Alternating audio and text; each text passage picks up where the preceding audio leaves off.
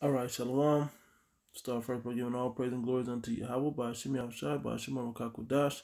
Double honors to the apostles and the elders of the great millstone. And greetings, salutations, and blessings unto the elect. Shalom. Black Christian, man, he just, he pretty much gave, he was warning the black Christians about the Hebrew Israelites. A lot of brain, years of destroyed slave in there. I mean, it's a lot in this, and it just really shows how bad our people truly are. So I'm gonna break this up into a few different videos. This one particularly about not having to do the law. So before I read anything, I'm gonna ask this question. So does it make sense? Just common sense thought. Does it make sense that the Most High God harped about made us make an agreement about keeping the law? Okay, if you keep the law, it's from Deuteronomy 28th chapter. If you keep the law, I'll bless you beyond measure, which I'll just give them. This is just to illustrate it. Deuteronomy 28:1, it shall come to pass, if thou shalt hearken diligently unto the voice of the Lord thy God, to observe and to do all his commandments, which I command thee this day, that the Lord Yahweh thy power, thy God, will set thee on high above all nations on the earth. And all these blessings shall come on thee and overtake thee, if thou shalt hearken unto the voice of the Lord thy God.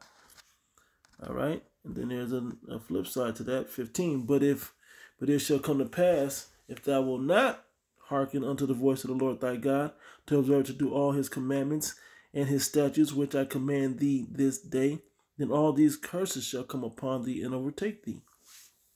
Okay, that shows that. But that just simply explains why our people are in such a messed up state. Okay, let me get, since I'm thinking so fast. I didn't want to do that one. So let's get to this. Start Romans 9. Okay. Romans 9. I'm going to start verse 3. For I wish that I myself were accursed from Yahushua Mashiach for my brethren, my kinsmen according to the flesh.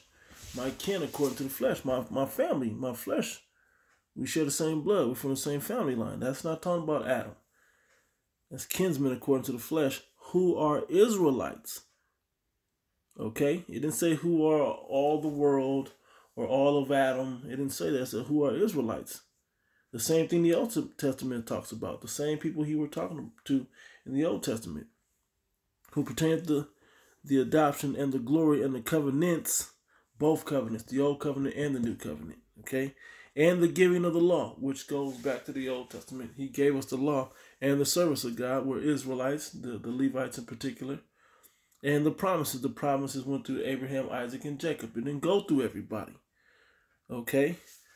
Whose are the fathers, and of whom, as concerning the flesh, Yahushua Mashiach came. Okay? So he only came to save those Israelites. Who is over all, God blessed forever. Amen. Okay?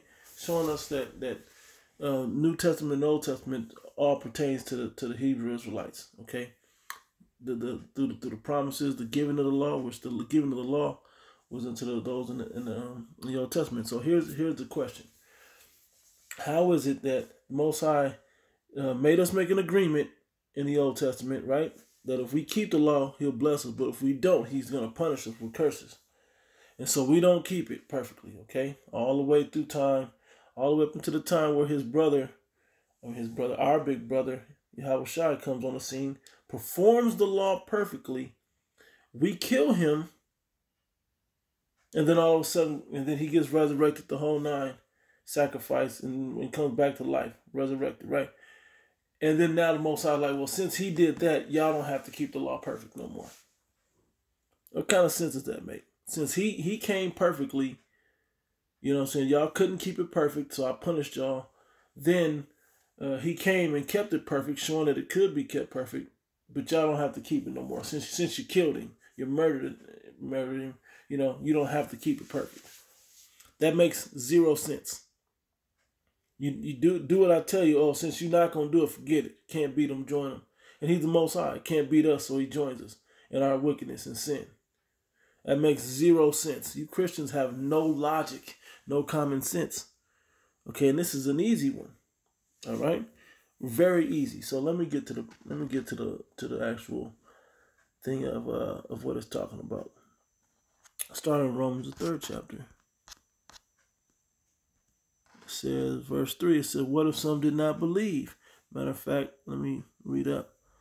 What advantage have the Jew or the prophet is there of circumcision?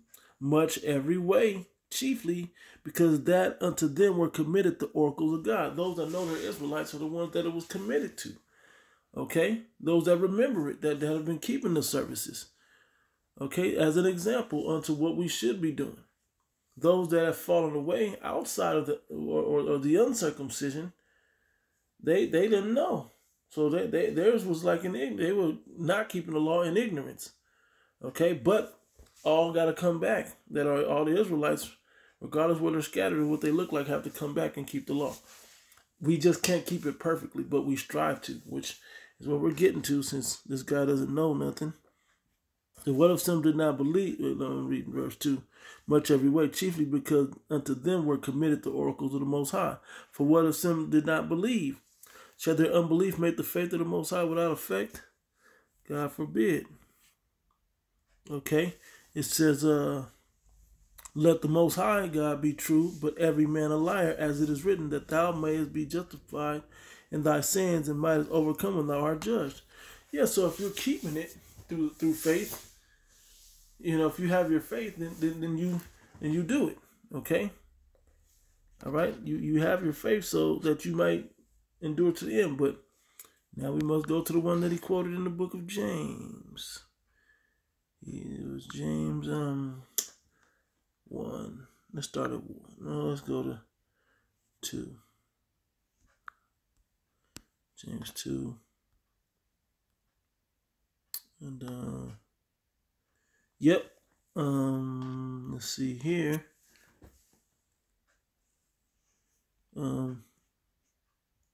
Verse 11. Do so faith if it have not works. Excuse me. Even so faith if it have not works is dead being alone. So even faith by itself, without the works. Now, what he tried to twist it and say was, your faith will produce what you do. True, that part is true, but he didn't mean it in the context. The proper context is to prove your faith, you'll be practicing the law to the best of your ability. Okay? To prove your faith, you'll be practicing the law to the best of your ability. All right? Not we don't have to do it. It's just some other faith of belief that you're going to have and don't really have to show. That's not how this works, okay? Yea, a man may say, I have faith and I have works. Show me thy faith without thy works, and I will show thee my faith by my works. Okay? That thou believest that there is but one Most High God, thou dost well. The devils also believe and tremble. Okay, that's going to something else. But then anyway, the point is that you keep it through your faith. Is how you practice a law that you can't keep, that you knowingly can't keep perfectly. But you still do because you have faith that this is a righteous thing to do. This is the righteous way to live. Okay? And we were told to do that. I'm jumping now. The Spirit is moving.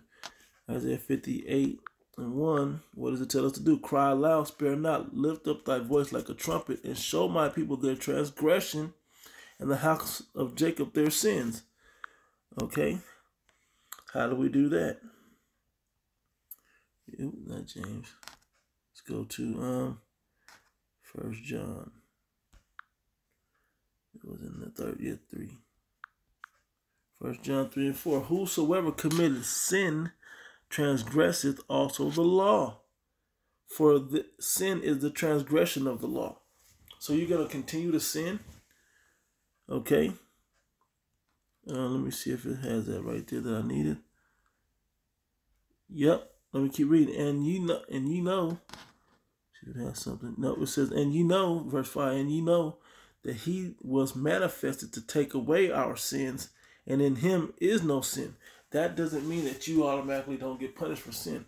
Those sins are still those transgressive acts of the law, the acts that you do in the law. How does he take it away? When the new covenant is instituted. We're not in the kingdom of heaven yet to get the new covenant where he writes it in our hearts. And so, do you people eat pork? That was a sin. So it's okay to do that because he died for you? That don't make sense. How about him removing, the Most High having the power to remove the desire to eat pork, the desire to commit adultery, the desire to transgress the law and sin? Why is that so difficult versus allowing people to sin? Okay? You guys lack common sense. Whosoever abideth in him sinneth not. Whosoever sinneth have not seen him, neither known him. Okay?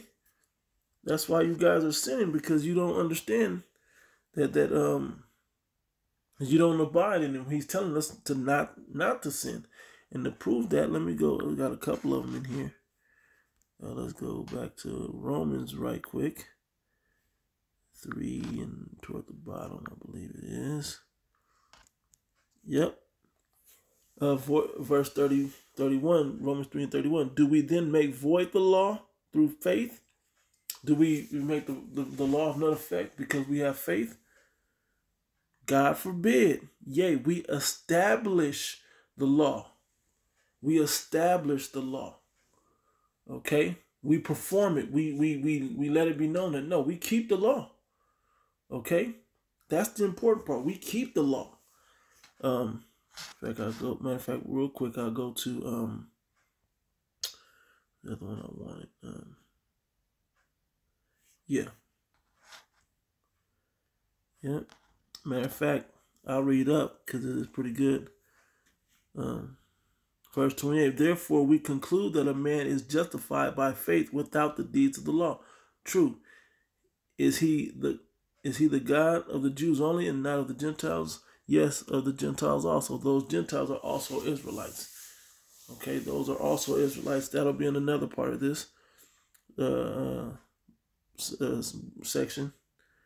Not in this video, in another video. Seeing it is but one Most High, which shall justify the circumcision by faith and the uncircumcision through faith. Okay, because they're the only ones given the law, but they're uncircumcised because they're not performing the law. They didn't know of the law that they need to keep. And our job is to establish that in them. Because those are the Israelites that were scattered away, not the other nations, okay? They may look like the other nations and be scattered amongst the other nations, but they are not of the other nations. They are in spirit the Hebrew Israelites. Do we then make void the law through faith? God forbid. Yea, we establish the law. All right. Go to the 6th chapter right quick. Talking about grace. We are saved through grace. We're going to see what kind of grace we saved through. It says,